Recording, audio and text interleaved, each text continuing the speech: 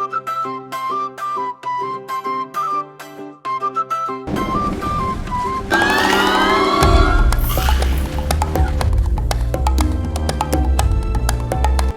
ছিল সবুজ জঙ্গলের রাজ্য।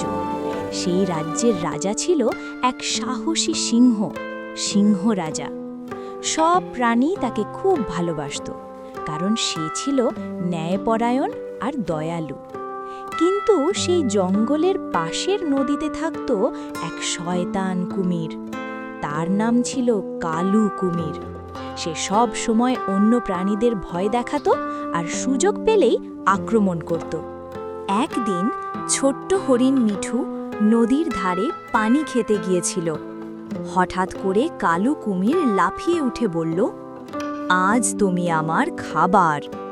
মিঠু ভয়ে কাঁপতে লাগল, কিন্তু ঠিক তখনই সে দৌড়ে পালিয়ে গেল। এই ঘটনা শুনে জঙ্গলের সব প্রাণী ভয়ে সিংহ রাজার কাছে গেল।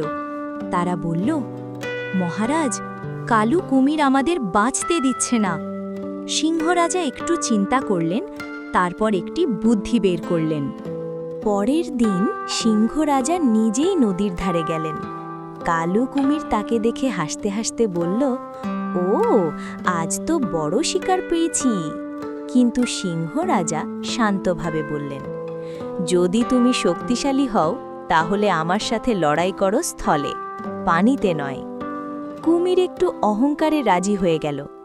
যেই কুমির পানি থেকে বাইরে এলো, সিংহ রাজা মুহূর্তেই ঝাঁপিয়ে পড়ে তাকে ধরে ফেললেন।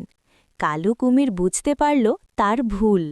সে কাঁদতে কাঁদতে বলল, আমাকে মাফ করে দিন মহারাজ, আমি আর কখনো কাউকে কষ্ট দেব না।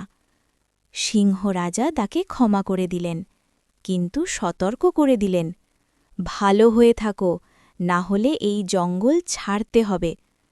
তারপর থেকে কালু কুমির ভালো হয়ে গেল, আর জঙ্গলের সব প্রাণী আবার শান্তিতে বসবাস করতে লাগল।